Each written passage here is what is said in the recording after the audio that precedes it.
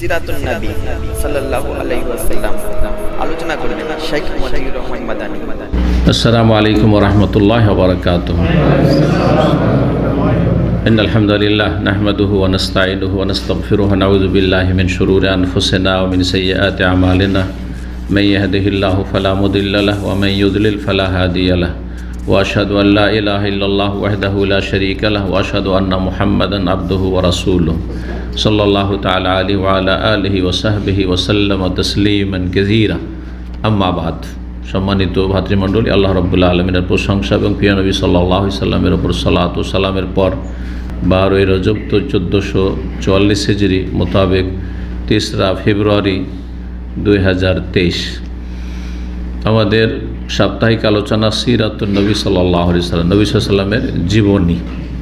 বিষয়বস্তু চলছে আজওয়াজ মুতাহারাত বা উম্মাহাতুল মুমিনিন, নবী সাল্লাল্লাহু আলাইহি সাল্লামের সহধর্মিণীদের জীবনী নিয়ে আলোচনার পর্ব নম্বর হচ্ছে 97। বিষয়বস্তু আজকে দুইজন উম্মাহাতুল মুমিনিনের জীবনী, উম্মে সালামা রাদিয়াল্লাহু তাআলা আনহা এবং যায়নাব বিনতে জাহাশ রাদিয়াল্লাহু তাআলা আনহা, এই দুইজন সম্পর্কে আলোচনা করব।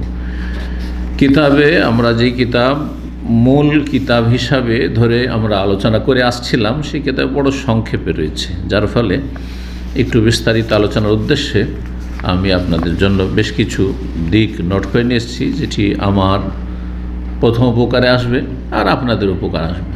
আমরা যে শুধু আপনাদের এলেম বাড়বে, আমারও এলেম বাড়বে এবং সকলেই কিন্তু এলমের মুখাপেক্ষী। এলম হচ্ছে পানির চাইতে বেশি গুরুত্বপূর্ণ। আল্লাহ আমাদের উপকারে জ্ঞান দান করেন। উম্মে সালামা রাদিয়াল্লাহু তাআলা আনহা, তিনি উম্মাহাতুল মুমিনিনদের অন্যতম। তার নাম হচ্ছে হিন্দ বিনতে আবি উমাইয়া। উম্মে সালামা মানে সালমার মা। তার এক ছেলের নাম কি ছিল আগের স্বামী থেকে? সালামা। এখান থেকে উম্মে সালামা মানে সালামার মা। এজন্য তার যে আগের স্বামী ছিলেন তিনি আবু সালামা বলে প্রসিদ্ধ ছিলেন, সাহাবী রাদিয়াল্লাহু তাআলা আনহু। নাম ছিল হিন্দ, বাবার নাম আবু উমাইয়া। আবু উমাইয়া কুনিয়াত, উমাইয়ার বাপ, তাহলে তার নাম আছে। তার নাম সম্পর্কে বলা হয়েছে যে তার নাম ছিল হুযাইফা। তার নাম ছিল হুযাইফা। তো হিন্দ বিনতে আবি উমাইয়া ইবনে আল মুগীরা আল মখজুমিয়া, মখজুম বংশের বনু মখজুম, মক্কার প্রসিদ্ধ গোত্র। তিনি চাচাতো বোন ছিলেন খালিদ বিন ওয়ালিদ রাদিয়াল্লাহু তাআলা আনহু, প্রখ্যাত সাহাবী, যাকে সাইফুল্লাহ, আল্লাহর দরবারে বলা হয়েছে বীর যোদ্ধা। ইমাম যাহাবী রহমতুল্লাহ আলাইহির সিয়ার ও আলামিন নবালায় এই কথাগুলি উল্লিখিত হয়েছে। তার মায়ের নাম কি ছিল? তার মায়ের নাম ছিল আতিকা। আতিকা বিনতে আমের বিন রাবিয়া বিন মালিক বিনে জাজিমা, তাবাকাত কুবরা ইবনে সাদ।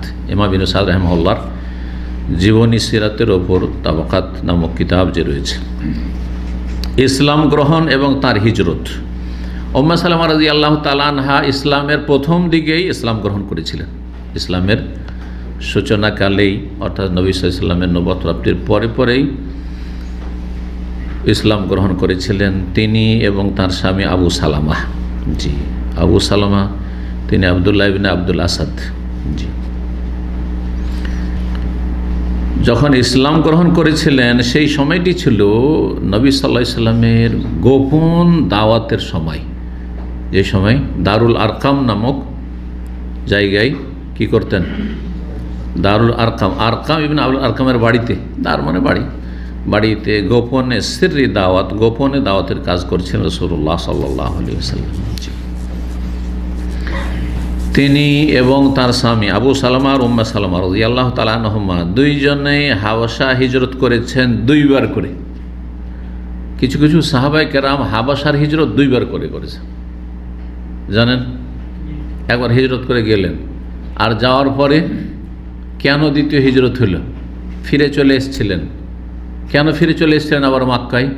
কারণ তাদের কাছে একটি গুজব পৌঁছেছিল, মানে মিথ্যা খবর পৌঁছেছিল যে মক্কার লোকেরা সব মুসলিম হয়ে গেছে, ইসলাম গ্রহণ করেছে। সবাই যখন মুসলিম হয়ে গেছে তো আর বিদেশে এইরকম পড়ে থাকুক, কারণ নির্বাসনের জীবন কেন কাটাবো, চলে যায় ফিরে মাতৃভূমিতে।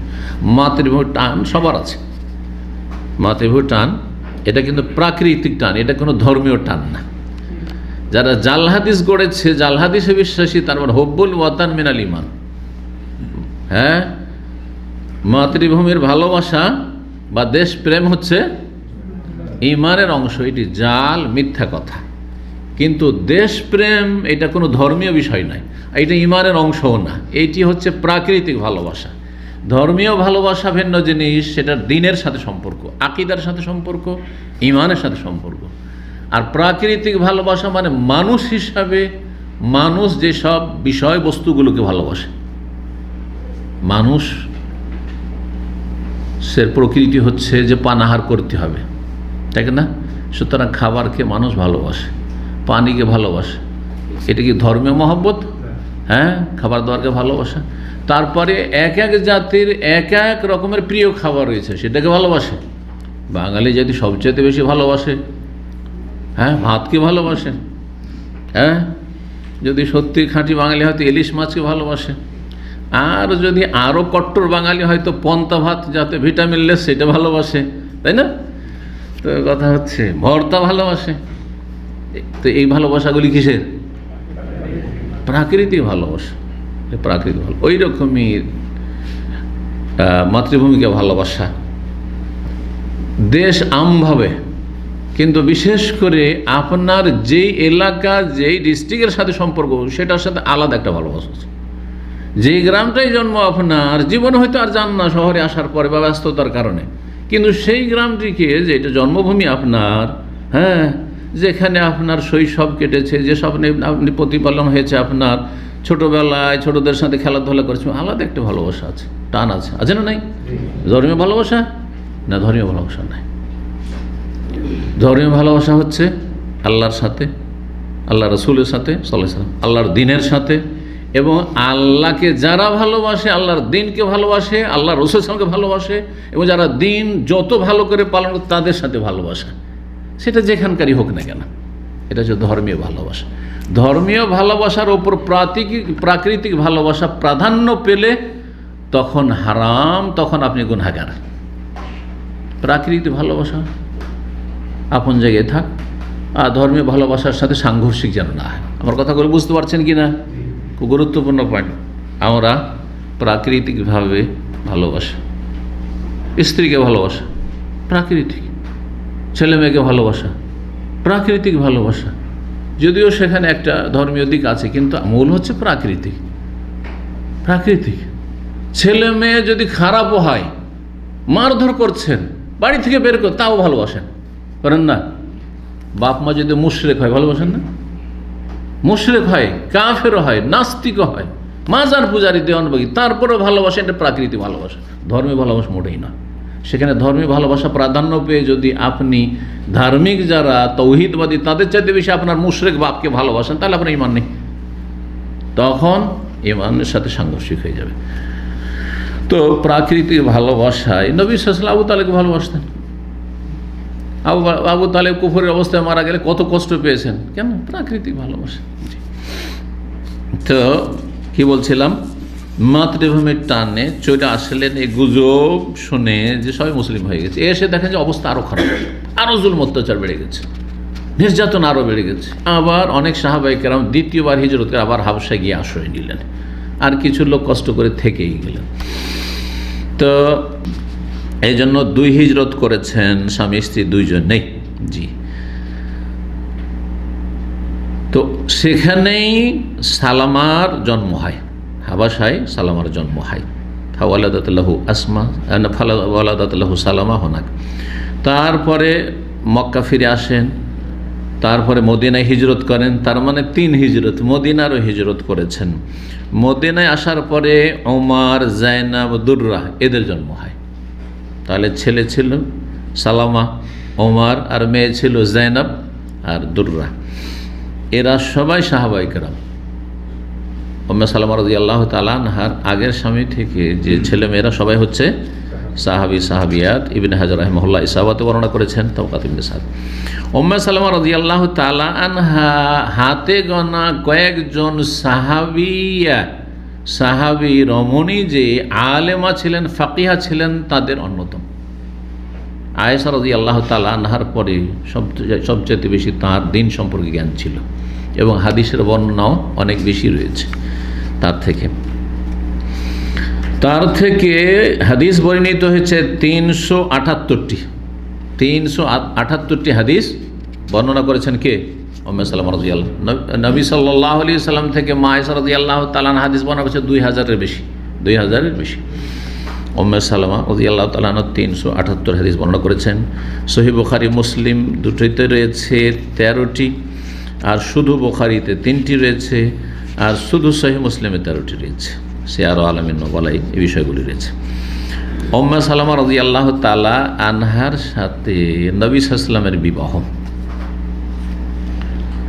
এই সম্পর্কে কিছু হাদিস রয়েছে।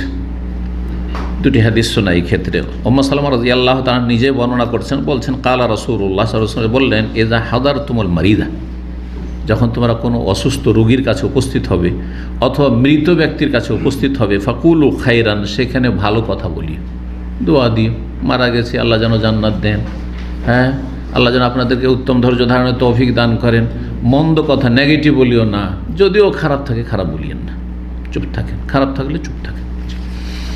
ওতে যারা আত্মীয় স্বজন বেঁচে আছে তাদের কষ্ট হবে যদি বলেন যে এই লোকটি খারাপ ছিল, হ্যাঁ, আর আপনি সাক্ষী হয়ে গেলেন তার বিপক্ষে খারাপ বলে, সুতরাং তাকে আযাব শাস্তি হইতে পারে।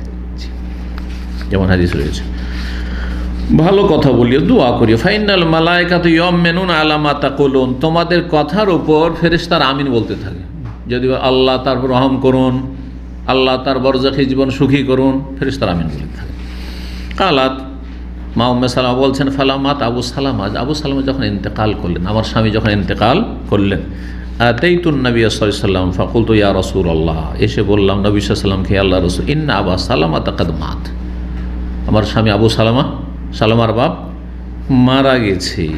কালা, তখন বললেন রাসূল, কুলি, তুমি এই দোয়াটি পড়ো, আল্লাহ মাগফির লি ওয়ালাহু, হে আল্লাহ আমাকে ক্ষমা করে দাও এবং আমার স্বামী আবু সালামাকে ক্ষমা করে দাও। ওয়া আকিবনি মিনহু উকবা হাসানা, এবং তার থেকে আমাকে উত্তম বিকল্প দান করো। কালাত ফাকুলতু ফাআকাবানি এই আবদালানি আল্লাহ মান হুয়া খায়রুম লি মিনহু মুহাম্মদ সাল্লাল্লাহু আলাইহি ওয়াসাল্লাম। অন্য রিওয়ায়াতে রয়েছে যে আল্লাহুম্মা আজুরনি বা আজেরনি, দুই রকম পড়ে। আল্লাহুম্মা আজেরনি ফি মুসিবতি, আল্লাহুম্মা আজুরনি ফি মুসিবতি ওয়াখলুফ লি খায়রাম মিনহু বা মিনহা, হে আল্লাহ আমার এই মুসিবতে আমাকে প্রতিদান দান করো, নেকি দান করো। মুসিবতে বিপদে পড়েছি, বিপদগ্রস্ত হয়েছি, আল্লাহ আমাকে এর উত্তম প্রতিদান নেকি দান করো, এবং এর উত্তম কি দান করো, স্থলাভিষিক্ত দান করো, যা হারিয়েছে তার চাইতে উত্তম দান করো। এই দোয়াও শিখেছেন। এই দোয়াটি খুব প্রসিদ্ধ দোয়া, কার মুখস্থ আছে? আল্লাহুম্মা আজেরনি ফি মুসিবতি ওয়াখলুফ লি খায়রাম মিনহা। একজন শুধু হাত উঠেছেন পেছন দিকে, মুখস্থ করুন। নবী সাল্লাল্লাহু আলাইহি ওয়াসাল্লাম যখন এই দোয়া শিখালেন, এখানে অন্য ভাষা দিয়ে এসছে, ওই আজের ওয়াখলুফলির জায়গায় রয়েছে ফা আকিব ওয়া আকিবনি মিনহু উকবা হাসানা, উত্তম বিকল্প দান কর।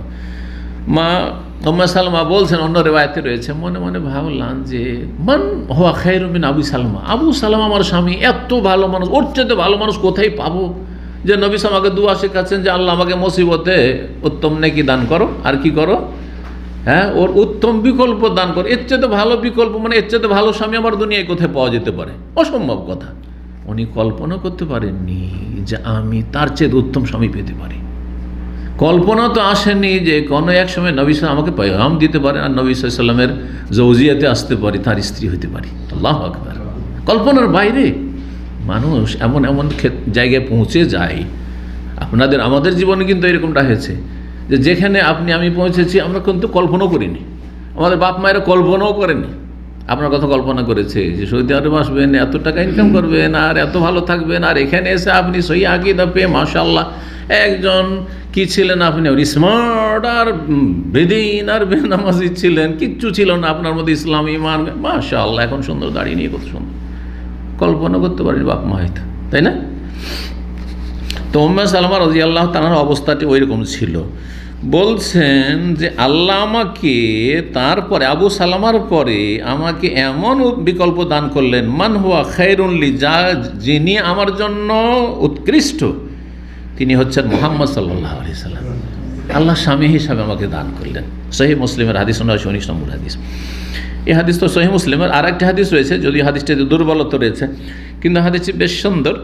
আর সিরাতে কিছু হালকা দুর্বলতা থাকলে পেশ করা যেতে পারে, ফিকহি মাসলা মাসাইলে চলবেন না, আকীদায় চলবে না, কিন্তু কিছু দুর্বলতা থাকলেও সিরাতের কিতাবাদির বর্ণনাগুলির ক্ষেত্রে ওই রকম কড়া শর্ত আরোপ করা হয়নি যেমন শর্ত রয়েছে আকীদা এবং ফিকহি মাসাইলের ক্ষেত্রে। ওমর ইবনে আবু সালামা বর্ণনা করছেন, লাম্মা ইনকাযাত ইদ্দাত উম্মে সালামা রাদিয়াল্লাহু তাআলা যখন ইদ্যুৎ পার হয়ে গেল, খাতাবাহা আবু বকরিন ফারাদাতু, আবু বকর সিদ্দিক রাদিয়াল্লাহু তাআলা প্রস্তাব পাঠালেন বিয়ে করার জন্য, কিন্তু উম্মে সালামা রিজেক্ট করে দিলেন, না আমি আবু বকরকে বিয়ে করবো না, না এইরকমই থেকে যাবো, আমি বিয়ে করবো না, কাউকে বিয়ে করবো না, আবু সালমা আমার কত সুন্দর স্বামী ছিল, এইভাবেই থেকে যাবো, বিধবাই থেকে যাবো। সুম্মা খাতাবা ওমর রাদিয়াল্লাহু তাআলা পেগাম দিলেন। খাতাবা মানে খুতবা দেওয়া হয়, আর খাতাবা মানে খিতবা মানে পেগাম দেওয়া হয়। যখন খাতাবার মাসদার খিতবা হবে তার মানে হচ্ছে বিয়ের প্রস্তাব, আর খাতাবার যখন মাসদার খুতবা হবে তখন হচ্ছে খেতাব করা মানে সম্বোধন করা, বক্তব্য রাখা, লেকচার দেওয়া। ওমর যখন পেগাম দিলেন ফারাদ্দাথু, সেটাও রিজেক্ট করলেন, নাকচ করে দিলেন, না বিয়ে করবো না। ফাবাসা ইলাইহা রাসূলুল্লাহ সাল্লাল্লাহু আলাইহি ওয়াসাল্লাম, তখন রাসূলুল্লাহ সাল্লাল্লাহু আলাইহি ওয়াসাল্লাম পেগাম পাঠালেন। তারপরে যখন পেগাম আসলো, ফাকালাত বলেন, মারহাবান বে রাসূলিল্লাহি ওয়া বে রাসূলিহি, রাসূলুল্লাহ সাল্লাল্লাহু আলাইহি ওয়াসাল্লামের জন্য মারহাবা। মারহাবা মানে আমার অন্তর প্রশস্ত, মারহাবা মানে আমার দ্বার খোলা, যেমন আমরা বলি আপনার জন্য আমার দ্বার খোলা আছে, উন্মুক্ত। রাহবুন মানে কুশাদা, প্রশস্ত, সেখান থেকে মারহাবা, অন্তর প্রশস্ত। অন্তরে জায়গা থাকলে মানুষের আপ্যায়ন ভালো হয়, তাই না? আর অন্তরে জায়গা থাকলে বাড়িতে জায়গা করা যায়, রুম না থাকলেও রুম খালি করে দিবেন মেহমানের জন্য, কিন্তু অন্তরে যদি মেহমানের জায়গা না থাকে কখন যে ভাগবেই, হ্যাঁ, কীভাবে যে একে বিদায় করা যায়, তাই না? জি। তো বলছেন যে যখন এই পয়গাম আসলো তখন বলে পাঠালেন, আখবে রাসূলুল্লাহ, যে প্রস্তাব নিয়ে এসেছিল তাকে বললেন যে রাসূলুল্লাহ সাল্লাল্লাহু আলাইহি ওয়াসাল্লামকে গিয়ে বলো, আন্নী ইমরাতুন গায়রা, আমি এমন একজন নারী যে আমার মধ্যে আত্মমর্যাদা বোধ খুব বেশি, গায়রাত বেশি, গায়রাত। ও আন্নী মুসবিয়াতুন, আর আমার ছোট ছোট কচি কাঁচা বাচ্চাও রয়েছে, ছোট ছোট বাচ্চা, এই বাচ্চা নিয়ে আমি কোথায় পরের ঘরে যাব, আমি এভাবে থাকাটাই ভালো মনে করছি। নবী সাল্লাল্লাহু আলাইহি ওয়াসাল্লামকে তো না করতে পারছি না, কিন্তু আমি ছোটো ছোটো বাচ্চা নিয়ে কী করে সংসার করব, আর কীভাবে হক আদায় করব স্বামীর। ওয়ান্নাহু লাইসা আহাদুন মিন আউলিয়াই শাহিদুন, আর আরেকটি সমস্যা হচ্ছে যে আমার কোনো অভিভাবক এখানে নেই যে আমার বিয়ে পড়াবে। ফাবাসা ইলাইহা রাসূলুল্লাহ, তখন রাসূলুল্লাহ সাল্লাল্লাহু আলাইহি ওয়াসাল্লাম কাছে যখন এই কথাগুলি পৌঁছিল, অজুহাতগুলি, বিয়েতে যে বাধা, যেতে বাধাগুলি, তখন তিনি বলে পাঠালেন ওই মাধ্যম দিয়ে। তাহলে বোঝা গেল মাধ্যম ধারা শরীয়তে আছে, সরাসরি বিয়ের প্রস্তাব দিতে পারেন, কিন্তু আজকাল মেয়েকে সরাসরি প্রস্তাব দেওয়া যাবে না, কারণ এমনিতে যে কোনো সময় ফিতনা হইতে পারে, আর এই যুগটি হচ্ছে সবচেয়ে বড় ফিতনার যুগ, কথা বোঝা গেছে যুবক যুবতীর মধ্যে। সুতরাং বিয়ের প্রস্তাব দেবেন সরাসরি অভিভাবককে, না হয় অভিভাবককে না দিতে পারেন যে মেয়ের ভাইকে তো বলতে পারবেন, হ্যাঁ, মেয়ের চাচাকে তো বলতে পারবেন, মেয়ের মামাকে বলতে পারবেন, আত্মীয় স্বজন আর কাউকে দিয়ে বলাতে পারবেন, যাকে দিয়ে পারেন। তো নবী সাল্লাল্লাহু আলাইহি ওয়াসাল্লামের কাছে বলে পাঠালেন, তখন নবী সাল্লাল্লাহু আলাইহি ওয়াসাল্লাম উত্তর বলে পাঠাচ্ছেন যে তোমার এই সমস্যার সমাধান আছে। তুমি যে বললে যে ইন্নি মুসবিয়াতুন, আমার কচি কাঁচা বাচ্চারা রয়েছে, ফাইন্নাল্লাহ সায়াকফিকে সিবিয়ানাকে, তোমার কচি কাঁচাদের আল্লাহ রক্ষণাবেক্ষণের জন্য যথেষ্ট, আল্লাহ দেখাশোনা করবেন। তার মানে আমি দায়িত্ব নিচ্ছি, হ্যাঁ, আমি ওসিলা, আল্লাহ ব্যবস্থা করবেন তাদের প্রতিপালনের। আর তুমি যে বলেছো যে ইন্নি গায়রা, আমার মধ্যে খুব গায়রত রয়েছে, আত্মমর্যাদা বোধ রয়েছে, সুতরাং আমি এই সতীনের সাথে চলতে পারবো না। তো ফাসাদুল্লাহ, আল্লাহর কাছে আমি দোয়া করবো, আইয়ুযহিবা গায়রাতাকে, তোমার গায়রাত আত্মমর্যাদা বোধ যেন আল্লাহ কি করেন, দূর করে দেন আর একটু কমিয়ে দেন। জি। ওয়াম্মাল আউলিয়া, আর যেটা অভিভাবকের বিষয় বললে, ফালাইসা আহাদুন মিনহুম শাহিদুন ওয়ালা গায়ব ইল্লা সায়ারদানি, মনে রেখো যে যারা এখানে নেই, থাক আর নাই থাক, যদি তারা জানতে পারে যে মুহাম্মদ সাল্লাল্লাহু আলাইহি সাল্লাম বিয়ের প্রস্তাব দিয়েছে, তো কেউ না করবে না, কেউ না করবে না মেয়ে দিতে বা বোন দিতে। তারপরে বলছেন কালাত ইয়া ওমর, তারপরে বলছেন ছেলেকে ওমর, ছেলের নাম কি ছিল? ওমর। আমরা একটু আগে পড়লাম যে প্রথম ছেলে ছিল সালামা আর দ্বিতীয় ছেলে ওমর। ওমরকে বললেন যে কম, যাও, দাঁড়াও, ফাজাউজ রাসূলুল্লাহ, রাসূলুল্লাহ সাল্লাল্লাহু আলাইহি ওয়াসাল্লামের সাথে আমার বিয়ে পড়িয়ে দাও। কাকে বলছেন? ছেলেকে। ছেলে অভিভাবক, ছেলে অভিভাবক, ছেলে যদি সাবালক হয়ে যান, মোটামুটি বুঝছেন, তাহলে অভিভাবক, ছেলে অভিভাবক, বাপ নাই, ছেলে অভিভাবক। রাসূলুল্লাহ সাল্লাল্লাহু আলাইহি ওয়াসাল্লাম মের এই ঘটনা, এটি তাবাকাত ইবনে সাদে রয়েছে, আর ইমাম ইবনে হাজার রাহিমাহুল্লাহ বর্ণনা করেছেন। ইমাম যাহাবী রাহিমাহুল্লাহ বলছেন যে নবী সাল্লাল্লাহু আলাইহি ওয়াসাল্লামের সাথে বিবাহর সময়কালটি কখন ছিল? বলছেন যে নবী সাল্লাল্লাহু আলাইহি ওয়াসাল্লাম বিয়ে করেছেন চতুর্থ হিজরিতে, চতুর্থ হিজরিতে বিয়ে করেছেন। আর সময়কালটি ছিল, যেমন শেখ সাফির মোবারকপুরি আলোচনা করেছেন, যে তার বিয়ে হয়েছিল শাওয়াল মাসের শেষ দিকে, শাওয়াল মাসের কয়েকটি দিন বাকি ছিল, শাওয়াল মাস চতুর্থ হিজরিতে বিয়ে হয়েছিল। নবী সাল্লাল্লাহু আলাইহি ওয়াসাল্লাম আয়েশা রাদিয়াল্লাহু তাআলা আনহার পরে উম্মে সালামা রাদিয়াল্লাহু তাআলা আনহাকে খুবই ভালোবাসতেন এবং তার খুব মূল্যায়ন করতেন। কি জন্য? এই জন্য যে তিনি যতগুলি উম্মাহাতুল মুমিনিন, নবী সাল্লাল্লাহু আলাইহি সহধর্মী, তার মধ্যে আয়েশার পরে সবচেয়ে বেশি দিন সম্পর্কে জ্ঞানী ছিলেন, ফাকিহা ছিলেন, পণ্ডিত ছিলেন, সেই জন্য। এবং তার সাথে সাথে তার জীবনীতে লিখেছেন ইমাম যাহাবী রহমতুল্লাহ আলাইহি সিয়ার আলামিন নবুওয়া, ওয়া কানাত মিন আজমালিন নিসা ওয়া আশরাফিন নাস, বংশীয় মর্যাদার ক্ষেত্রে বড়ই সম্ভ্রান্ত বংশের ছিলেন এবং তিনি অত্যন্ত সুন্দরী সুশ্রী রমণী ছিলেন। জি। উম্মে সালামা রাদিয়াল্লাহু তাআলা আনহা সম্পর্কে নবী সাল্লাল্লাহু আলাইহি ওয়াসাল্লামের কাছে যে কত মর্যাদা ছিল, যে অনেক বিষয়ে কোনো অভিযোগ বা কোনো কথা, কোনো প্রস্তাব পেশ করতে হবে নবী সাল্লাল্লাহু আলাইহি ওয়াসাল্লামের কাছে, তো সব স্ত্রীরা সাহস করতেন না যে আমাদের কথা আর হয়তো মূল্যায়ন হবে কিনা বা গুরুত্ব দেবেন কিনা। সেই জন্য উম্মে সালামা রাদিয়াল্লাহু তাআলা আনহাকে ভায়া, মাধ্যম বানাইতেন, যে তুমি কথা বলো, তোমার কথাতে কাজ হবে, তোমার কথাতে কাজ হবে। এরকম একটি ঘটনা এর আগেও আলোচনা এসেছে আমাদের, সেটি হচ্ছে হাদিয়ার বিষয়টি। নবী সাল্লাল্লাহু আলাইহি ওয়াসাল্লামকে মানুষরা, সাহাবায়ে কেরামগণ কী করতেন? হাদিয়া, ভালো খাবার দাবার, ভালো উপঢৌকন দিয়ে পাঠাতেন। বিশেষ করে খাবার দাবার যা কিছু ভালো হইতো সাহাবারা দিয়ে পাঠাতেন, মদিনা থেকে বিভিন্ন বাড়ি থেকে আসতো। কিন্তু সবাই চেষ্টা করতেন কোন দিনে দেওয়ার? যেই দিনটা আয়েশা রাদিয়াল্লাহু তাআলা আনহার পালার দিন ছিল। তো অন্য বিবিদের বাড়ি যখন নবী অবস্থান করতেন, তখন আর কিছু আসতো না, এমনি তো অনাহারে সারাদিন চলে যাচ্ছে। তো নবী সাল্লাল্লাহু আলাইহি ওয়াসাল্লাম যদি একটু খাবার দাবার আসে, কিছু খাওয়াইলাম আর বাঁচলো, খেলাম। তো সবার বাড়িতে আসলে তো একটু ভালো হয়। শুধু আয়েশার বাড়িতে যেদিন আয়েশার পালা থাকে, সবাই তলাশ করে কোন দিন আয়েশা, অমুক দিনে আয়েশার পালা, তো ওই দিনে সব খাবার বাড়িতে ভরপুর। তো এখন কথা বলতে হতো, আয়েশা তো কথা বলবেন না, সবচেয়ে বেশি ভালোবাসেন কাকে? আয়েশা। তো আয়েশা তো কথা বলবেন না যে আমার বাড়ি দিয়েন না, আমার বাড়ি যেন না দেয়, লোকজনকে বলে দেন যেন সবার বাড়ি দেয়, এই কথা তো বলবেন না, কারণ ওনার বাড়িতে আসছে, তাই না? তো ভাবলেন যে এমন কাউকে দিয়ে বলাইতে হবে যার কথা রাখবেন নবী সাল্লাল্লাহু আলাইহি ওয়াসাল্লাম। এই মর্মে সহিহ বুখারীতে হাদিস রয়েছে যে কানান নাসু ইয়াতাহাররানা বিহাদায়াম ইয়াউম আয়েশা, আয়েশার পালার দিন খুঁজতেন। আয়েশা রাদিয়াল্লাহু তাআলা আনহা বর্ণনা করছেন যে যতগুলি সতীন ছিল সবাই উম্মে সালামার কাছে একটা মিটিংয়ে বসলো, জমিয়ত হইল, মিটিং। আর উম্মে সালামা, ওয়াল্লাহি আল্লাহর কসম করে, ইন্নান নাস ইয়াতাহাররানা বিহাদায়াম আয়েশা, সবাই শুধু হাদিয়া নিয়ে আসে, খাবার দাবার নিয়ে আসে ওই আয়েশার পালার দিনে।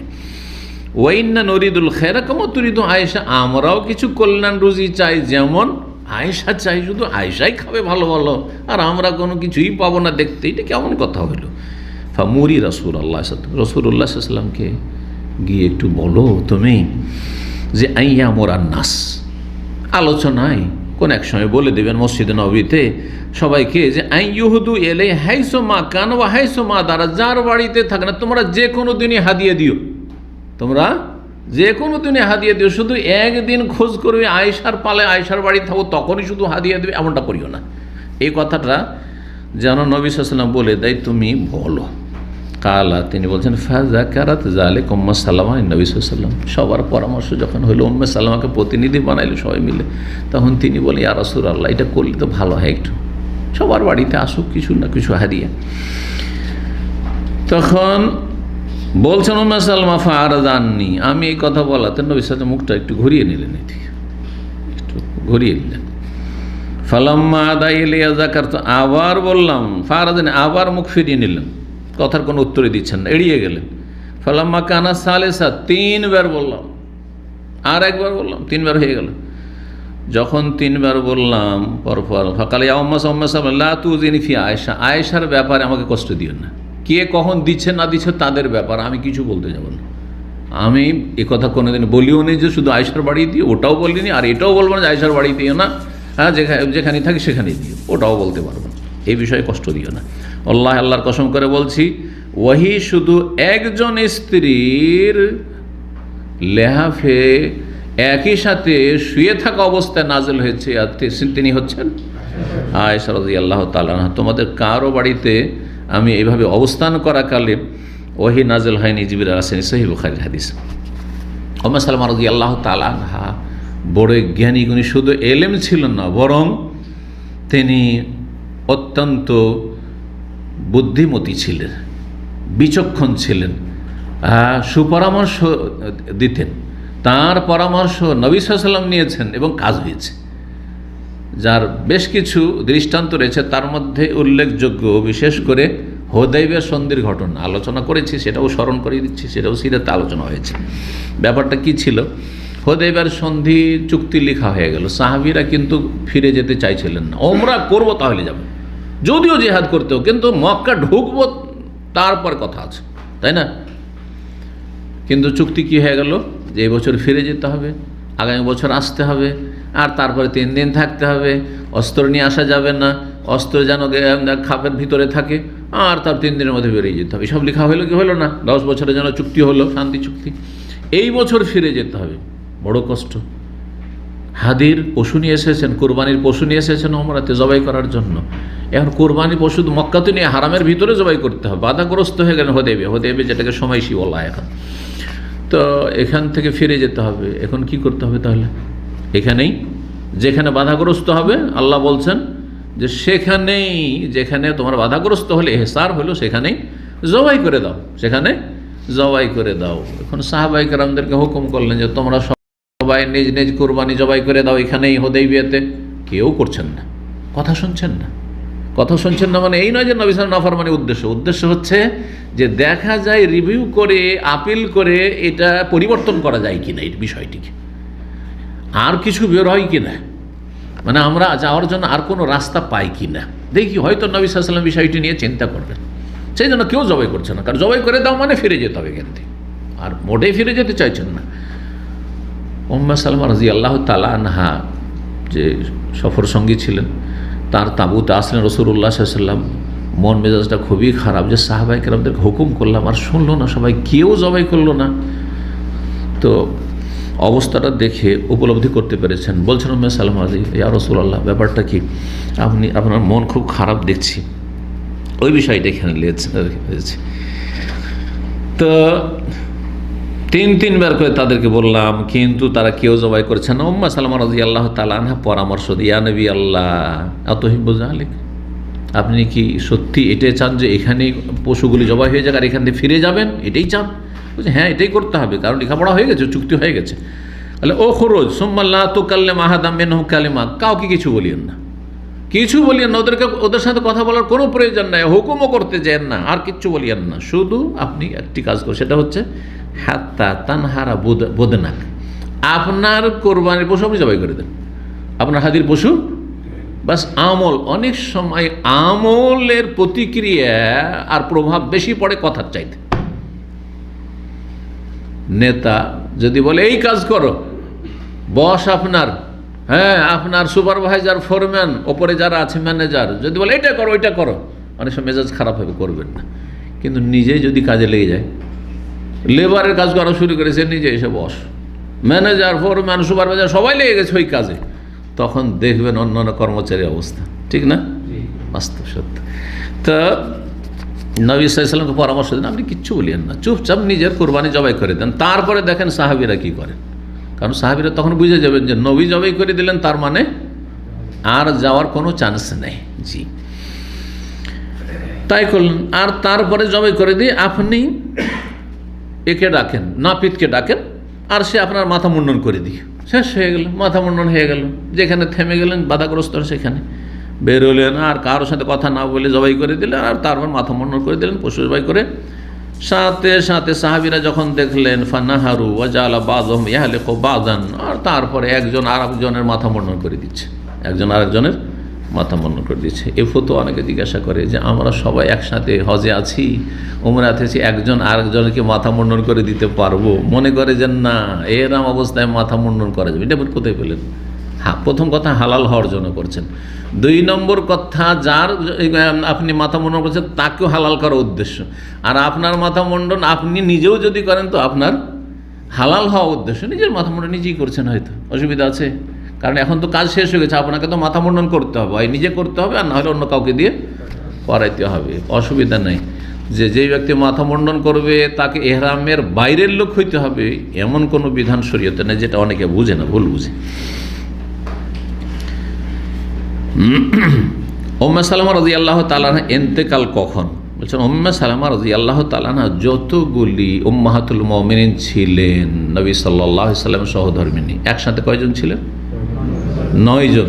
নবী সাল্লাল্লাহু আলাইহি সাল্লাম 9 জনকে ছেড়ে গেছেন, তাদের সর্বশেষ তিনি ইন্তেকাল করেছেন। সব শেষে ইন্তেকাল হয়েছে উম্মে সালামা রাদিয়াল্লাহু তাআলা আনহার। যথেষ্ট আয়ু পেয়েছিলেন তিনি, এমনকি হুসেন রাদিয়াল্লাহু তাআলা আনহু শাহাদাত, যে কারবালায় শাহাদাতের সেই ঘটনাও তিনি জেনেছেন, শুনেছেন। জি, তার কাছে খবর এসেছে। যখন এই খবর আসলো যে হুসেন রাদিয়াল্লাহু তাআলা আনহুকে ইরাকের লোকেরা গাদ্দারি করেছে আর জালেমরা শহীদ করেছে কারবালার ময়দানে, তখন তিনি বেহুশ হয়ে গেছিলেন। শোনার পরে সেন্সলেস, বেহুশ হয়ে গেছিলেন, এবং প্রচণ্ড তিনি মর্মাহত হয়েছিলেন, আর শোকে ভেঙে পড়েছিলেন। আর তারপরে মাত্র অল্প সময় তিনি বেঁচেছেন এই শোকের পরে, আর তিনি সুস্থ হননি, তার অল্প দিনের ভিতরে ইন্তেকাল করেছিলেন। উম্মে সালামা রাদিয়াল্লাহু তাআলা আনহা ইন্তেকাল করেছেন কোন সালে, এই সম্পর্কে কয়েকটি মত রয়েছে। প্রসিদ্ধ মত সেটি হচ্ছে 61 হিজরিতে, 61 হিজরিতে ইন্তেকাল করেছেন। সেই সময় ইয়াজিদ বিন মুআবিয়ার খেলাফত ছিল। মুআবিয়া রাদিয়াল্লাহু তাআলা আনহু যে সাহাবী, তার ছেলে যে ইয়াজিদ যে খলিফা হয়েছিল বাপের পরে, সেই ইয়াজিদের খেলাফত আমলে শহীদ হয়েছেন হুসেন রাদিয়াল্লাহু তাআলা আনহু, আর তার খেলাফতের আমলেই ইন্তেকাল করেছেন উম্মে সালামা রাদিয়াল্লাহু তাআলা আনহা। সেই সময় তার বয়স কত ছিল? যদি 61 হিজরিতে ইন্তেকাল হয় তাহলে তার বয়স ছিল 90 বছর। 90 বছর তিনি বেঁচেছেন। সিয়ারু আলামে নুবালায় এই তথ্যগুলি বলা হয়েছে। আর অন্যরা লিখেছেন যে তার ইন্তেকাল, কেউ বলেছেন যে 59, কেউ বলেছেন যে 62, আর বয়সের ক্ষেত্রে কেউ বলেছেন যে 84। কিন্তু যেটা সবচেয়ে বেশি বয়সের কথা আমরা পেয়েছি ইমাম যাহাবী রহমতুল্লাহ আলাই, এবং বড় ইমাম ছিলেন তিনি সিরাতের, হাদিসের, তিনি বলেছেন যে তার বয়স ছিল 90 বছর। এই ছিল আলোচনা উম্মে সালামা রাদিয়াল্লাহু তাআলা আনহা সম্পর্কে।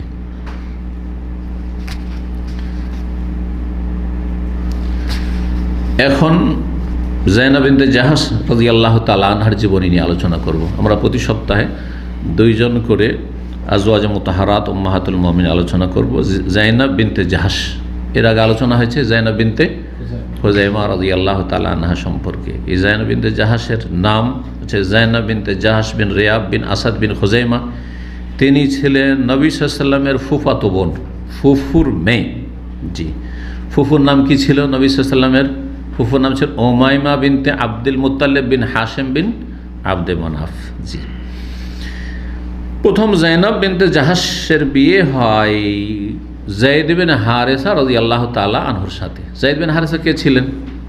জাহেলিয়াতের যুগে, ইসলাম পূর্বে নবী সাল্লাল্লাহু আলাইহি ওয়াসাল্লাম তাকে পালক পুত্র হিসাবে গ্রহণ করেছিলেন, কারণ জাহেলিয়াতের যুগে পালক পুত্রের প্রথা ছিল। আর পালক পুত্রকে ওইভাবেই অরুজাত সন্তানের মতো মানা করা হইতো এবং ধন সম্পদে ভাগ দেওয়া হইতো, বিধিবিধান, বিয়ে শাদী ইত্যাদির ক্ষেত্রে নিজের ছেলের মতো মনে করা হইতো।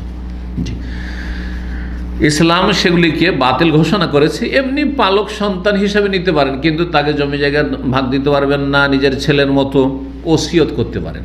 আর ওসিয়ত 1/3 অংশের ঊর্ধ্বে যাবে না, তার কম থাকবে। ওসলুস গেছে, যেমন নবী সাল্লাল্লাহু আলাইহি ওয়াসাল্লাম বলেছেন। তো নবী সাল্লাল্লাহু আলাইহি ওয়াসাল্লামের সাথে বিয়ের আগে জাইনাব বিনতে জাহাশের বিয়ে হয়েছিল যায়েদ বিন হারেসার সাথে। আর যায়েদ বিন হারেসা নবী সাল্লাল্লাহু আলাইহি ওয়াসাল্লামের আজাদকৃত গোলাম, তার সাথে কি ছিলেন? আজাদকৃত গোলাম এবং পালক পুত্র। তার সাথে অল্প কিছু সময় কাটে, কিন্তু তার সাথে সংসার করা সম্ভব হয়নি, কারণ যায়েদ বিন হারেসা ছিলেন একজন গোলাম, দাস। আর জাইনাব বিনতে জাহাশ কুরাইশ বংশের, হ্যাঁ, তাও আবার আব্দুল মুত্তালিব তার না, নবী সাল্লাল্লাহু আলাইহি ওয়াসাল্লামের দাদা হচ্ছে না। তো সম্ভ্রান্ত বংশের, সবচেয়ে সম্ভ্রান্ত বংশ আরবদের মধ্যে। আর আরবদের মধ্যে বংশীয় বিষয়টি অত্যন্ত প্রকট, শক্ত, কিন্তু আমাদের চাইতে বেশি। আমরা তো অন্য বংশে বিয়ে শাদী করলে কোনো আইবের কথা নয়, বরং সেটাকে অনেকে পছন্দ করছেন যে এরা তো আত্মীয় আছে, এদের মধ্যে না একটা নতুন আত্মীয়, নতুন একটা কুটুম্ব, এই ধারণা কিন্তু আমাদের মধ্যে আছে। কিন্তু আরবদের মধ্যে, আমার বন্ধু বান্ধব মহলে আলোচনা হয় মাঝে মাঝে যে আপনারা অনাত্মীয় বিয়ে করেছেন, আমি যদি আমার বংশের বাইরে বিয়ে করতে যেত গোটা বংশ আমার সাথে বয়কট করবে। এখনও এই যুগেও যদি বংশের বাইরে কেউ জাহারানি আমিতে অন্য জাতে বিয়ে করে তো খবর আছে, আর যদি অন্য দেশে বিয়ে করে তো আরও বিপদ আছে। হ্যাঁ, সেকেন্ড ম্যারেজ, থার্ড ম্যারেজ করছে আলাদা, কিন্তু প্রথমবার বিয়ে তো নিজের বংশে করতে হয়। তো সবটা সব জাতির নেওয়ার নয়। আমি একটাই কথা বলি, প্রত্যেক জাতির কিছু ভালো আছে, ভালোগুলো নেবেন, আর যেটা খারাপ সেটাকে অবশ্যই ছেড়ে দিতে হবে। তো যাই হোক, আল্লাহ রাব্বুল আলামিন এই জাইনাব বিনতে জাহাশের বিয়ের শাদী যে যায়েদের সাথে হয়েছিল, এই মর্মে আয়াত নাযিল সূরা আহজাব আয়াত নম্বর 37 আছে। ওয়াইজ তাকুলিল্লাযী আনামাল্লাহু আলাইহি, হে নবী স্মরণ করো ওই সময়কে যখন তুমি বলছিলে ওই ব্যক্তিকে যার ওপর আল্লাহ অনুগ্রহ করেছেন, এবং ওয়ান আমতা আলাইহি, আর আপনিও অনুগ্রহ করেছেন। আপনি অনুগ্রহ করেছেন যে সে গোলাম দাস ছিল, তাকে আপনি স্বাধীন করে দিয়েছেন। আর আল্লাহর অনুগ্রহ যে তাকে আপনি নিজের সংসার নিজের ছেলের মতো নিয়েছেন, আদর স্নেহ করছেন, এবং তার বিয়ে হয়েছে জাইনাবের সাথে, একটি আল্লাহর অনুগ্রহ, যদিও অস্থায়ী। তাকে বলছিলেন, কি বলছিলেন? আমসিক আলাইকা যাওজাকা, তুমি তোমার স্ত্রীকে রাখো, তালাক দিও না। বারবার করে অভিযোগ করতে আসছিলেন যায়েদ বিন হারেসা, ইয়া রাসূলুল্লাহ, এর সাথে আমার শান্তি হচ্ছে না, এ আমার অবাধ্য, সুতরাং আমি তালাক দিতে চাই, আপনার পরামর্শ চাইছি। এভাবে যখন বলতেন তো নবী সাল্লাল্লাহু আলাইহি ওয়াসাল্লাম কি বলতেন? আমসিক আলাইকা যাওজা, তালাক দিও না, রাখো, সংসার ভাঙিও না, যথাসাধ্য ধৈর্য ধরো, রাখো। ওয়াত্তাকিল্লাহ ওয়া তুখফি ফি নাফসিকা মাল্লাহু মুবদি, বলছিলে যে রাখো, আল্লাহকে ভয় করো এবং ধৈর্য ধারণ করো, এসব উপদেশ দিচ্ছিলে, কিন্তু তোমার মনে একটি বিষয় রয়েছে যেটি আল্লাহ প্রকাশ করতে চান। ওয়াতাখশান্নাস, কিন্তু মানুষকে ভয় করছিলে। আল্লাহু আহাক্কু আন তাখশাহু, অথচ আল্লাহ বেশি অধিকার রাখেন যে আল্লাহকে ভয় করে। বিষয়টি কি ছিল?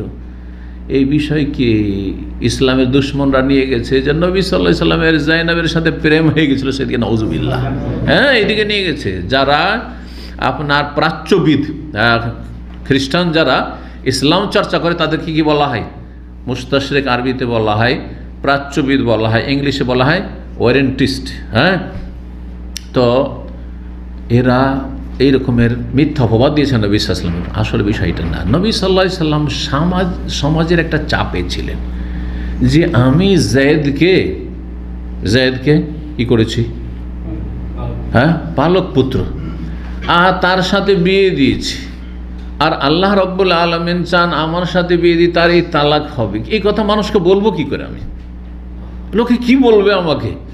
হ্যাঁ, যে নিজের পালক পুত্রের বউকে, মানে নিজের বউকে, কারণ ইসলাম গ্রহণ করলেও এটা মগজুদ আছে, এটা বউয়ের মতো। হ্যাঁ, বৌমা, হ্যাঁ বৌমাকে বিয়ে করবে, এটা কেমন? তারপরে মোনাফিকরা আছে, মোনাফিক আছে, মোনাফিকরা তো সুযোগ নিয়ে আছে, সুযোগের সন্ধানী, কাফেররা আছে। তো নবী সাল্লাল্লাহু আলাইহি সাল্লাম এই সমাজ বিরোধী কথা বলতে গিয়ে হিমশিম খাচ্ছিলেন, কেমন করে সমাজের বিরুদ্ধে যাব? সমাজের বিরুদ্ধে আমাদের সমাজের অধিকাংশ লোকেরা যেতে পারে না। বিয়ে শাদী দিতে গিয়ে আমাদের আহলে হাদিস সমাজের আলেম সমাজকে দেখলাম খুব, কথা বুঝছেন, আলেম সমাজ হিম্মত করে হক কথা বলতে পারে না। ইসলাম বিরোধী কাজ হচ্ছে, জুলুম অত্যাচার হচ্ছে, মুখ খুলতে পারছে না। সমাজ বিরোধী, লোকেরা কি বলবে, লোকেরা কি বলে আমার সমালোচনার পাত্র হব, সাহস করছে না। আর যদি এই রকমের জাহিলিয়াত যদি থাকে বদ্ধপরিকর হয়ে, তো নবী সাল্লাল্লাহু আলাইহি সাল্লাম চিন্তা করছিলেন যে আমি কি করে বলবো এই কথা। হ্যাঁ, পালক পুত্র বউ, আর সেটাকে জাহিলি যুগের লোকেরা বৌমার মতো মনে করে, আর তাকে তালাক দেবে আর আমি বিয়ে করব, এটা কেমন কথা? কিন্তু আল্লাহ তো এটাই চেয়েছেন যে বাস্তবে একটা দৃষ্টান্ত প্রমাণ করে দিয়ে বা দেখিয়ে এই বাতিল রসম রেওয়াজ আর কুপ্রথাকে দূর করি। কারণ অনেক সময় মৌখিক কথা দিয়ে হয় না, বাস্তবে করলে বিষয়টা অন্যরকম হয়ে যায়। তো আল্লাহ চাইছিলেন যে নবীকে দিয়ে এই কাজটা করিয়ে নেব সাল্লাল্লাহু আলাইহি সাল্লাম, যে নবী নিজেই কি করবে, পালক পুত্রের বউকে বিয়ে করবে তালাকের পরে, আর যাতে করে জাহিলি যুগের লোকেরা ইসলাম গ্রহণ করার পরে এতে সংকোচ বোধ না করে, নাহলে কেউ সাহস করবে না সমাজের বিরুদ্ধে। সমাজের এই কুসংস্কার থেকেই যাবে, কুপ্রথা থেকেই যাবে। ফালাম্মা কাদা যায়েদুম মিনহা ওয়াতারান, আল্লাহ বলছেন যায়েদ যখন নিজের প্রয়োজন পুরা করে নিলেন, যে আর আমার এর দরকার নেই, একে রাখা সম্ভব না আমার পক্ষ থেকে, তার প্রয়োজন, দাম্পত্য জীবনের প্রয়োজন শেষ। এই একজন সাহাবীর নাম শুধু কোরআনে কারিমে এসেছে, তিনি হচ্ছেন এই যে যায়েদ। যাওয়াজনাকা, আল্লাহ বলছেন যে হে নবী তোমার আমি বিয়ে দিয়ে দিয়েছি, আমি তোমার বিয়ে পড়িয়ে দিচ্ছি। যাওয়াজনাকা, তোমার বিয়ে পড়িয়েছি, হ্যাঁ তার সাথে, মানে জাইনাবের সাথে। জমিনে বিয়ে হয়নি। হ্যাঁ, নবী সাল্লাল্লাহু আলাইহি ওয়াসাল্লাম অন্যান্য বিবিদের সাথে যে ইজাব কবুলের বিয়ে হয়েছে, এরকম কোনো বিয়ে হয়নি নবী সাল্লাল্লাহু আলাইহি ওয়াসাল্লামের জাইনাবের সাথে, বরং জাইনাবের বিয়ে 7 আসমানের উপর আল্লাহ নিজেই পড়িয়েছেন। এই কথা কোরআনের এই আয়াত স্পষ্ট, আয়াত নম্বর 37 সূরা আহজাবের। কেন আমি এই বিয়ে স্বয়ং করিয়ে দিলাম, লেকাইলা ইয়াকুন আলাল মুমিনিন হারাজ, যাতে করে মুমিনদের জন্য কোন রকমের সংকোচ বোধ না থাকে, ফি আজওয়াজে আদিয়াইহিম, যে মুখে ডাকা আর যে পালক পুত্র, এক কথায় তার অপর নাম হচ্ছে পালক পুত্র, শুধু মুখে বলে যে এটা হচ্ছে ছেলে, আসলে তো ছেলে নয়। তো এই জন্য আদে ইয়া বলা হয় যাকে শুধু মুখে ডাকা হয় ছেলে বলে। জি, যাতে করে পালক পুত্র সম্পর্কে মুমিনদের কাছে কোনো রকমের সংকোচ বোধ না থাকে। এদা কাদা মিনহুন্না ওয়াতারা, যখন কেউ ছেড়ে দেবে, হ্যাঁ, আর সে পালক পুত্র, তার যে পালক পুত্র নিয়েছিল সেই ব্যক্তি তাকে বিয়ে করতে পারে। ওয়াকানা আমরুল্লাহ মাফুরা, আল্লাহ যেটা করতে চান সেটা অবশ্যই হবে। এই আয়াতের তাফসীর আনাস বিন মালিক রাদিয়াল্লাহু তাআলা বর্ণনা করছেন যে যায়েদ বিন হারেসা আসলেন একবার, ইয়াশকু, এসে অভিযোগ করছে, ইয়া রাসূলুল্লাহ আমি যায়েনবকে নিয়ে শান্তি পাই না, কারণ ওর সাথে সংসার করা আমাকে সম্ভব নয়। ফাজাআলান নবী সাল্লাল্লাহু আলাইহি ওয়াসাল্লাম বারবার ইত্তাকিল্লাহ, আল্লাহকে ভয় করো, আমসিক আলাইকা যাওজাক, তুমি তালাক দিও না, কেন ছেড়ে দেবে তুমি, তালাক দিও না। আনাস বলছেন লাউ কানা রাসূলুল্লাহ কাতিমান শাইআ কাতামা হাযিহি, আল্লাহর বিধানের কোরআনের কোন আয়াত যদি লুকিয়ে রাখতেন নবী সাল্লাল্লাহু আলাইহি ওয়াসাল্লাম, তাহলে এইটাকে লুকিয়ে রাখতেন। হ্যাঁ, কিন্তু না, লুকিয়ে রাখেননি, আল্লাহ যা বলেছেন তা বলে দিয়েছেন। তুখফিফি নাফসিক, তোমার মনে এক কথা আছে যে এরকমটা হবে, তুমি জানছো, আর তুমি বলতে চাইছো না মানুষকে, যে সমাজের লোক কি বলবে। জি, তো বলছেন যে কালা ফাকার যায়নাব তাফখারু আলা আজওয়াজিন নবী সাল্লাল্লাহু আলাইহি ওয়াসাল্লাম, যায়নাব বিনতে জাহা সমস্ত বিবিদের সামনে গৌরব করতেন। কি গর্ব করতেন? বলতেন যাওয়াজাকুন্না আহালিকুন্না, তোমাদের বিয়ের অভিভাবকরা, যারা তোমাদের পরিবারের অভিভাবক, তারা বিয়ে পড়িয়েছে। ওয়াজ্জাওয়াজানি আল্লাহ তাআলা মিন ফাওকি সাব'i সামাওয়াত, আমার বিয়ে স্বয়ং আল্লাহ তাআলা পড়িয়েছেন 7 আসমানের উপর থেকে। সহিহ বুখারী হাদিস।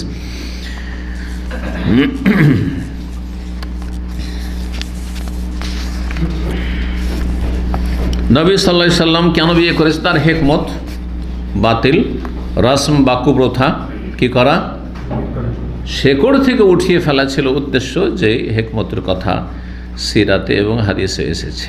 জি, সহিহ বুখারী মুসলিমে হাদিস রয়েছে, বর্ণনাকারী বলছেন রাওয়া শাইখান, 2 শাইখ মানে ইমাম বুখারী মুসলিম বর্ণনা করছেন আব্দুল্লাহ বিন উমর রাদিয়াল্লাহু তাআলা আনহু থেকে, আন্না যায়েদ বিন হারিসা মাওলা রাসূলুল্লাহ যায়েদ বিন হারিসা যিনি রাসূলুল্লাহ স্বাধীনকৃত গোলাম ছিলেন, বলছেন বা তার সম্পর্কে বলছেন, মা কুন্না নাদউহু ইল্লা যায়েদ বিন মুহাম্মদ, এই যায়েদ বিন হারিসাকে আমরা যায়েদ বিন হারিসা বলে জানতাম না আমাদের সমাজের লোকেরা, আমরা তাকে ডাকতাম মক্কায় যায়েদ বিন মুহাম্মদ বলে।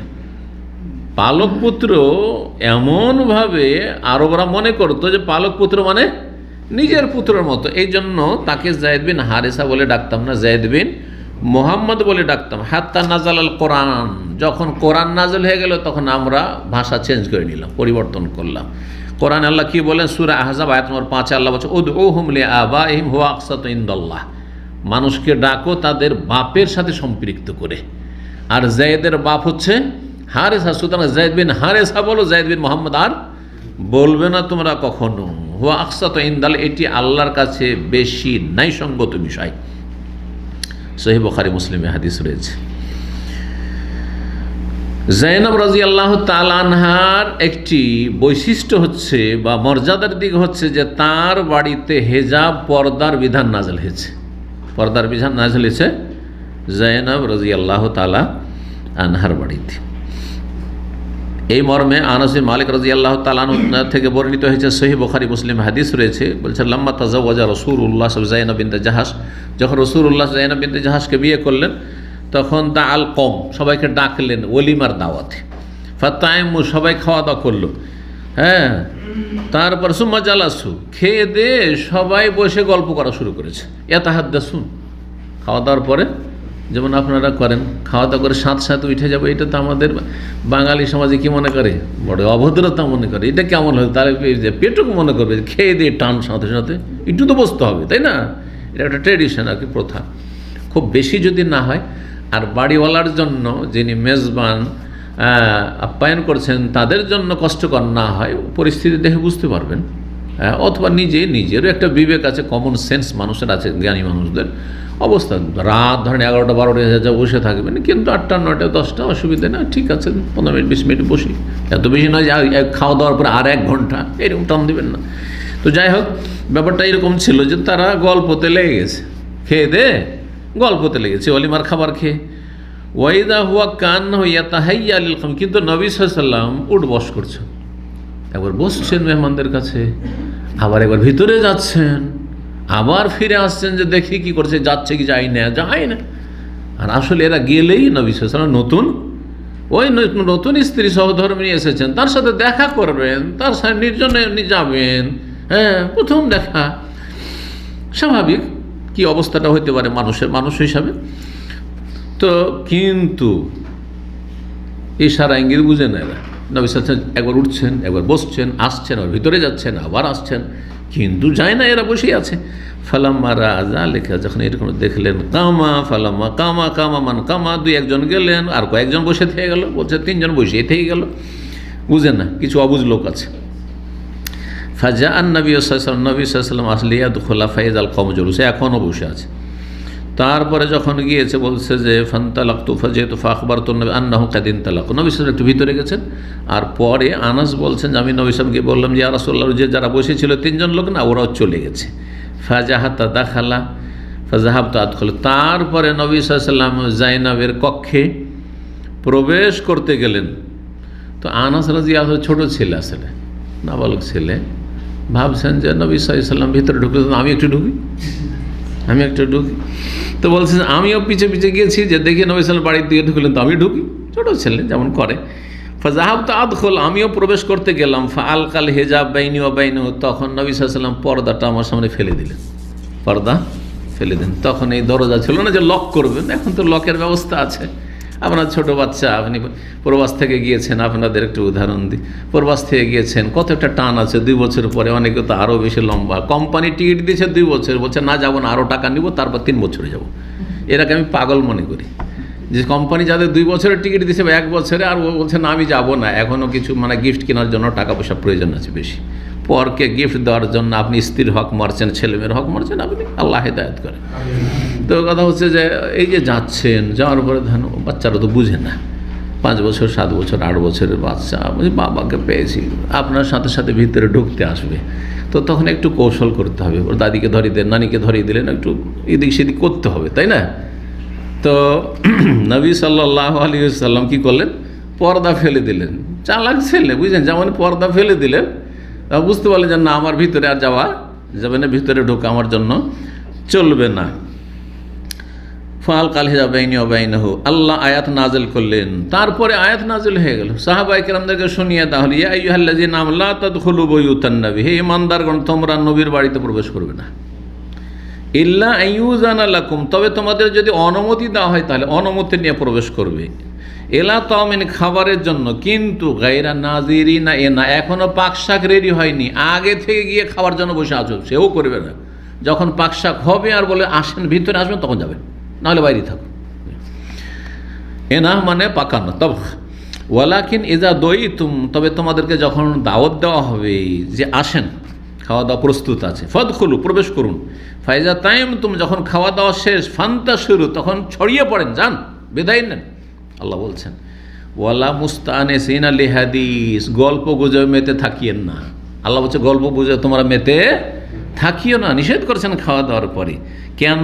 ইন্না যালিকুম কানা ইউজিন নবী, এটাতে নবী সাল্লাল্লাহু আলাইহি ওয়াসাল্লামকে কষ্ট দেবে, এই আচরণ নবী সাল্লাল্লাহু আলাইহি ওয়াসাল্লাম কী করবে? কষ্ট দেবে, বিরক্তি বোধ করবে, এটা বোঝা হয়ে যাচ্ছে না আপনি। এটা অন্যের ক্ষেত্রেও, আমার ক্ষেত্রে, আপনার ক্ষেত্রেও। ফায়াস্তাহি মিনকুম, হয়তো তিনি লজ্জা করছেন আর বলতে পারছেন না যে যান খাওয়া দাওয়া হয়েছে বিদায় হন, বলতে পারবে কেউ? তা আপনাকে ওটা চিন্তা করতে হবে। ওয়াল্লাহু লা ইয়াস্তাহি মিনাল হক, তবে সত্য কথা, হক কথা বলতে আল্লাহ কিন্তু লজ্জা পান না। ওয়াইজা সাআলতুমুহুন্না মাতা, এটি হচ্ছে হেজাবের আয়াত, এই আয়াতেরই অংশ। যখন তোমরা কোনো নারীদের কাছ থেকে কোনো মাল সামান চেয়ে নেওয়ার প্রয়োজন মনে করবে, চাকর নকর বাড়িতে আছে, আমাদের দেশের মানুষরা অধিকাংশ এই কী করে, চাকর নকরের পর্দা নেই, কারণ বাড়ির চাকর তো, তাই না? নাজায়েজ হারাম কাজ, বুঝা গেছে? যারা এক নিম্নমানের লোক, গ্রামের লোক, দিন মজুর করে, তাদের ক্ষেত্রে পর্দা নেই। ফেরিওয়ালাদের সামনে তো পর্দা নেই, চুড়ি কিনছে, চুড়ি পরিয়ে নিচ্ছে, হ্যাঁ, আল্লাহ হেদায়েত করুন জাহেল সমাজ।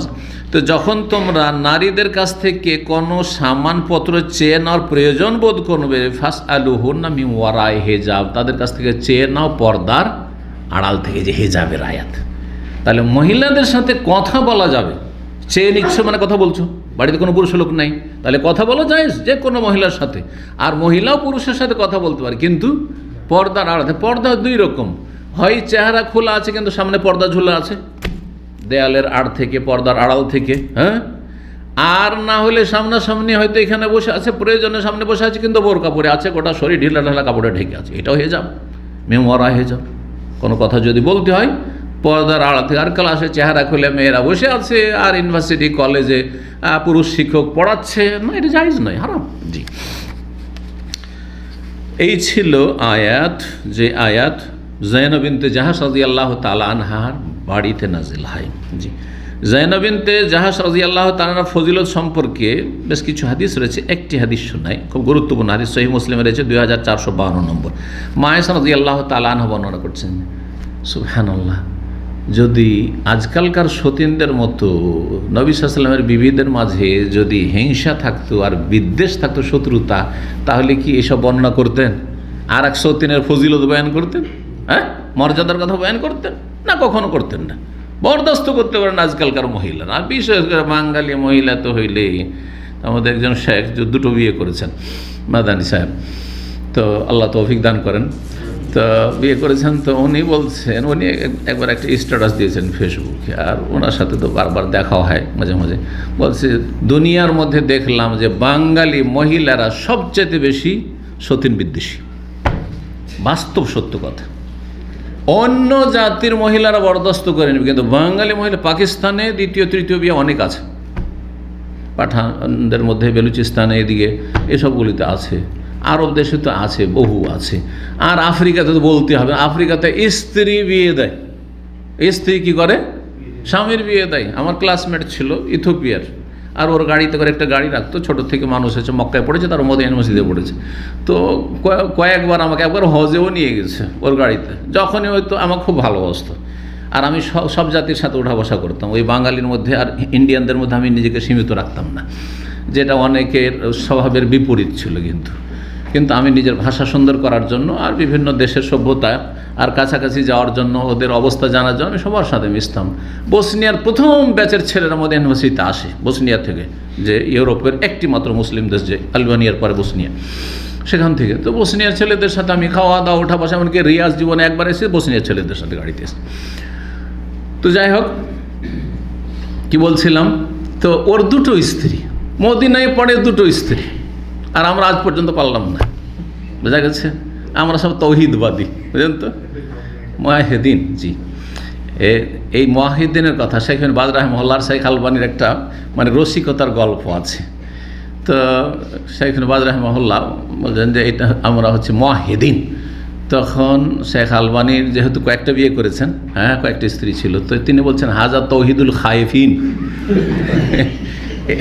এটা হচ্ছে ভীতুদের তৌহিদ, এটা সাহসীদের তৌহিদ না, যে একটাই স্ত্রী রাখাও তৌহিদ, মানে স্ত্রীর ক্ষেত্রে এক, তাই না? তো তৌহিদ এটা একটা তৌহিদ, আকিদার তৌহিদ না, স্ত্রী রাখার ক্ষেত্রে তৌহিদ। তো এটা হচ্ছে তৌহিদুল খায়েফিন, যারা ভীতু তাদের তৌহিদ এটা।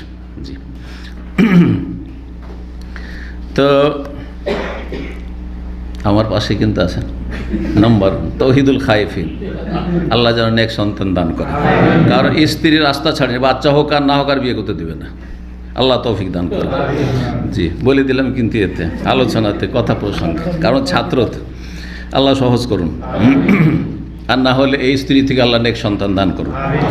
তো বলছিলাম যে জায়নাব বিনতে জাহাশ রাদিয়াল্লাহু তাআলার ফজিলত বর্ণনাকারিনী হচ্ছেন আয়েশা রাদিয়াল্লাহু তাআলা আনহা। সত্যিন বলছেন কালা রাসূলুল্লাহ সাল্লাল্লাহু আলাইহি ওয়াসাল্লাম, কথা বলতে বলতে বলেছিলেন বা বলিনি যে আমার ওই সঙ্গী যে ইথিওপিয়ার, ও বলছে একদিন কথায় কথায় বলছে আমাকে, সফর সঙ্গী যেহেতু, সফরে তো সব রকম গল্প হয়, আর এমনি ক্লাসমেট ফ্রি, তো বলছে আমার স্ত্রী আমি বিয়ে করার পরে বলছে না তোমার আর একটা বিয়ে দেবো, দিয়ে নিজে আমার বিয়ে দিয়েছে আর একটা। ছাত্র জীবনে দুটো স্ত্রী, বলছে আমার স্ত্রী বিয়ে দিয়েছে, দ্বিতীয় বিয়েটি তার স্ত্রী তার বিয়ে দিয়েছে।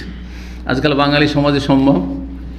ইল্লা মাশা আল্লাহ, আল্লাহ সব ক্ষেত্রে ইল্লা মাশা আল্লাহ যেহেতু বলেছে, ইল্লা মাশা আল্লাহ বলতে হয়, কিন্তু বাস্তবে পাওয়া খুব মুশকিলই আছে।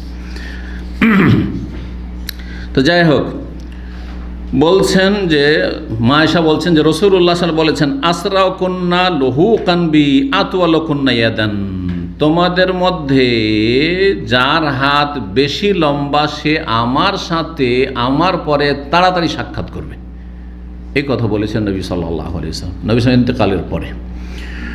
কালাত মায়েশা বলছেন ফাকুন্না ইয়াতাতাওয়ালনা আইয়াতুহুন্না আতওয়াল ইয়াদান, এই কথা শোনার পরে নবী সাল্লাল্লাহু আলাইহি ওয়াসাল্লাম ইন্তেকালের পরে সবাই হাত মাপামাপি শুরু করলো, নবীর বিবিগণ সবাই হাত মাপামাপি শুরু করলো যে কার হাত লম্বা দেখি তো, কার হাত লম্বা দেখি তো, কে আগে মরবে আর কে আগে নবী সাল্লাল্লাহু আলাইহি ওয়াসাল্লামের সাথে সাক্ষাৎ করবে। কালাত কানা রাসূলুল্লাহ সাল্লাল্লাহু আলাইহি ওয়াসাল্লাম, হ্যাঁ কি বলছেন, ফাকালাত ফাকানাত আতওয়ালুনা ইয়াদান জাইনাব, কিন্তু আমাদের মধ্যে সত্যিকার যে উদ্দেশ্যে নবী সাল্লাল্লাহু আলাইহি ওয়াসাল্লাম এই কথাটি বলেছিলেন, যে নিয়তে, ওই ক্ষেত্রে জাইনাবের হাত সবচেয়ে বেশি লম্বা ছিল। কোন দিক থেকে লম্বা ছিল? বলছে লিআন্নাহা কানাত তা'মালু বিয়াদিহা ওয়া তাসাদ্দাকু, সে নিজে হাতের কিছু কাজ করত, হাতের কাজ করে আয় উপার্জন করতো, ওয়া তাসাদ্দাকু, আর বেশি বেশি দান খেরাত করতো। হাত লম্বা মানে দান খেরাতে লম্বা, এই ভাষাটি কিন্তু আমাদের ভাষাতেও আছে, যে বেশি খরচ করে তাকে কি বলে, ওর হাত খুব লম্বা। কিন্তু শুধু দান করার ক্ষেত্রে বাঙালিদের মুশকিলটা হচ্ছে যে শুধু দান করা লোকের ক্ষেত্রে বলেন না, কেউ যদি অপচয় করে, হ্যাঁ 10 টাকাতে সংসার চলবে, 100 টাকা করে খরচ করে, দিনে 100 রিয়াল যদি কেউ খরচ হয়, লোকটার হাত খুব লম্বা, কিন্তু একটা পয়সা দান করে না, নিজের পেটের জন্য আর নিজের ছেলেমেয়ের জন্য খুব করছে, কিন্তু অন্যকে দান করার ক্ষেত্রে একটাও দান, তারপরও তাকে হাত লম্বা বলে। শরীয়তের ভাষা সে হাত লম্বা না, সে হচ্ছে অপচয়কারী, শয়তানের ভাই, সে শয়তানের ভাই। হাত লম্বা কার? যে ব্যক্তি আল্লাহ সন্তুষ্টির জন্য দান খেরাত বেশি বেশি করতে পারে তার হাত লম্বা। তো জাইনাব রাদিয়াল্লাহু তাআলা আনহা হাতের দিক থেকে লম্বা, মানে তার হাত লম্বা ছিল, মানে খুব দান খেরাতকারিনী ছিলেন। জি, এই হাদিসটি জাইনাব বিনতে জাহাশ সম্পর্কে। আমি এক সময় জাইনাব বিনতে খুজাইমা সম্পর্কে বলেছিলাম, সেটি আসলে তথ্য ভুল। কথা বোঝা গেছে না? অনেক সময় অনিচ্ছাকৃত কোনো কথা বেরিয়ে যায়, কেন জাইনাব বিনতে জাহাশ জাইনাব বিনতে খুজাইমা, তো কারণটা কি? জাইনাব বিনতে খুজাইমা রাদিয়াল্লাহু তাআলা ইন্তেকাল আগেই হয়েছে, নবী সাল্লাল্লাহু আলাইহি ওয়াসাল্লামের আগেই হয়েছে। জি, জাযাকুমুল্লাহু খাইরান। জাইনাব বিনতে জাহাশ রাদিয়াল্লাহু তাআলার ইন্তেকাল কখন? জাইনাব বিনতে জাহাশ রাদিয়াল্লাহু তাআলার ইন্তেকাল হয়েছে 20 হিজরিতে। 20 হিজরিতে নবী সাল্লাল্লাহু আলাইহি ওয়াসাল্লামের ইন্তেকালের মাত্র কয় বছর পরে? 10 বছর পরে। সেই সময় তার বয়স ছিল 53 বছর। 53 বছর। নবী সাল্লাল্লাহু আলাইহি ওয়াসাল্লামের বিবিদের মধ্যে সর্বপ্রথম তিনি নবী সাল্লাল্লাহু আলাইহি ওয়াসাল্লামের সাথে সাক্ষাৎ করেছেন। তার জানাজার সালাত পড়িয়েছিলেন আমিরুল মুমিনিন দ্বিতীয় খলিফা ওমর ইবনে খাত্তাব রাদিয়াল্লাহু তাআলা আনহু। 4 তাকবীর বলেছিলেন। এটি হচ্ছে হাদিস, যে হাদিস তাবকাতে ইবনে সাদে বর্ণনা করেছেন ইবনে সাদ রাহিমাহুল্লাহ। আল্লাহ রাব্বুল আলামিনের কাছে দোয়া করি আল্লাহ যেন আমাদেরকে উপকারী জ্ঞান দান করেন, গুনাহ খাতা মাফ করেন। এবং তার সাথে আরেকটি কথা এখানে উল্লেখ করেছেন শেখ সাফিউর মুবারকপুরি, যে ওয়াদফিনাত বিল বাকি, বাকির কবরস্থানে জাইনাব বিনতে জাহাশ রাদিয়াল্লাহু তাআলা আনহাকে দাফন করা হয়। ওয়া সাল্লাল্লাহু সাল্লাম আলা নবিয়িনা মুহাম্মদ ওয়া আলা আলিহি ওয়া সাহবিহি আজমাইন।